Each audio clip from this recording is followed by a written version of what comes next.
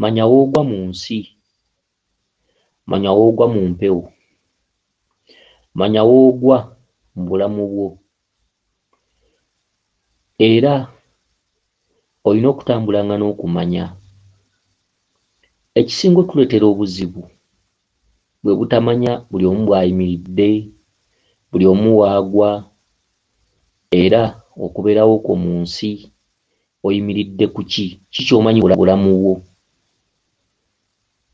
Akati buli lw'olootanga ng'olaba bagaba emmere ng'oli mu kirooto naye ng'olaba bagaba emmere, bonna ne beegabula oba bonna ne babagabira, naye ggwe n'olaba nga tofunye, ng'omanya nti tolina bulezi mu nsi, era ng'omanya nti mu nsi olimu ku lulwo, buli ky'okola kyonna opalappalanya ku lulwo, toyinaako ayambako, era mu by'ofuna oluusi wandibadde ofuna nnyo naye empewo ze wammwe tezikiinaamu mukono, weetakuliranga ggwe.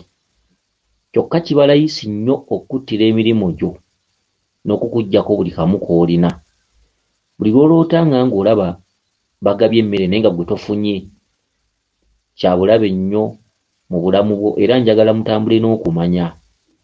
Bantu bangi nnyo emirimu gyabwe gifudde, bantu bangi nnyo baggiddwako ebyabwe, bantu bangi nnyo beewoze mu mabanka ne gatwala ebyabwe, oba emirimu okufa, oba omuntu okutunda buli kye yali ayina, oba omuntu okuddira ng'azimbyewo akayumba oba poloti oba ebintu eby'enjawulo, omuntu ne yeetundako ebintu bye yali akoze. Kale nno tewali njawulo na muntu aloota nga alaba bagaba emmere oba mukolo, oba n'oloota abantu nga waliwo okugaba emmere ne ggwe n'ovaawo nga tofunye. Ekituntundu ekirala, osobola okuloota nga bakuza amazaalibwa go naye n'ogenda okuzukuka ng'ate tolabye bwe bakusalira keeki.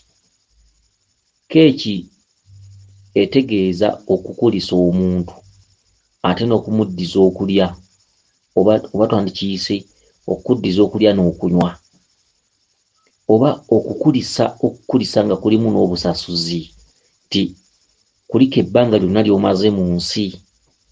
N'olwekyo tusaze keeki eno mu bujjuvu okujjuliriza ddala omukolo. Kati buli lw'oloota nga okuza amazaalibwa go oba nga bagakkulizaako naye nga mu gakuza ekkeeki terabise, era tekirina njawulo ne tubadde tuwogerako. Kituufu empewo ziba zikumanyi naye ate nga tezikuwa oba tezikusiima, oba mu by'okola oba mu by'omenyekera, okusiima kw'empewo tekubaamu. Ebirooto byonna bijjudde ssaayansi wa bwongo, era ebirooto byonna bitudde mu butalabika. Ebirooto byonna by'ofuna, mwawule ebirooto byewafunanga ng'oli mwana muto ate n'ebirooto by'ofunye obukulu, naddala ng'ozadde ku mwana, ofumbiddwako oba owasizzaako. Ebirooto ebijja myaka gino gye tulimu biraba edduka, era mulina okubyegendereza ennyo okulabika nti mutambula n'okumanya okwewala embeera enzibu etuukawo mu bulamu bw'abantu. Era tuzze tubasomesa nnyo okwegendereza ennyo ebirooto bye mufuna, era ebirooto mbiwe ekitiibwa, kubanga ebirooto bizaalidde abantu bangi nnyo akabasa. Buli lw'oloota nga waliwo ebyokulya naye nga ggwe tofunye, kintu ekyo kya bulabe nnyo mu bulamu bwo. Buli lw'oloota nga okuza amazaalibwa go naye nga omukolo gubuzeeko keeki, omanyanga mumanya nti mu buli by'okola tosiimibwa, toyinaamu kuyambibwako, toyinaamu kukulisibwa mu buli by'okola. Era omuntu aloota bw'atyo ewammwe babeera baakolako ku nsonga zino, naye lubaale n'aggyawo obugabirizi oba okusiima, nga bonoga nti jjajjammwe yakolako ku mpewo naye abaana n'abazzukulu abaliddawo tulibateerangamu omukono mu kubawa. Kati gwe omuntu aloota bw'atyo, emabega obunyivu bubeera bungi nnyo mu lubaale, okusinziira ku bajjajjammwe abaamusamirako oba abazze bamutetenkanya. Baabaggyako ne babaggyako ekyokulya n'ekyokunywa, era bw'oba nga ofunayo obusente kati gwe aloose ekirooto kino bukwate ng'akalera ate bupulaaningire maaso awo ogenda kubeera mu kifo ky'okukusiima obulamu bw'oyitamu mu nsi. Empewo zigenda kuba zikulwanyisa kuzza ku kisenge. N'olwekyo mubeere bagezi, mwezuule, mwenoonye, embeera ejja kudda mu nteeko. Abantu abasinga balamu, alaba mulamu talina wamuluma, mulimo weeguli, bw'aba muwala bamusuusuuta bamuyaayaanira, naye muwe nnyo ebirooto ekitiibwa. Ebirooto biwe ekitiibwa, ekyo kiddingana emirundi mingi. Ne bw'obanga otambudde ku musawo, fubanga nnyo okulabika nti ebirooto by'oloota waakiri obikoonako ekitonotono.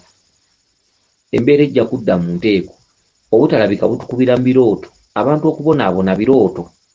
Okitegedde, muntu akufuna akisidenti naye ng'aludde ng'aloota ebintu ebimwekiika oba nga yeeyolekebwa ebintu eby'enjawulo naye nga tabifaako, abitwala ng'ebya bulijjo ng'era tabyogera nako.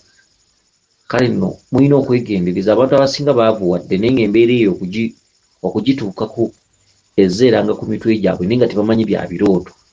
Mugezeeko nnyo okwebuuza ku birooto ku babimanyi, babayambeko, kubanga ebirooto biviiriddemu nnyo abantu amaziga n'okukaaba, amaziga agajjulujjulu.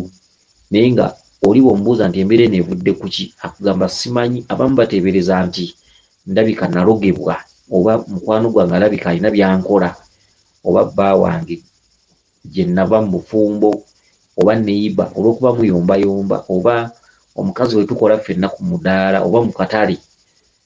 Engeri gye mbeera nga mukayanakayana, oli n'atandika okwekwasa ebyo era n'aloberayo, ekivaamu n'atambula ku basawo ne batandika okujjanjaba ng'eddogo eritaggwaawo.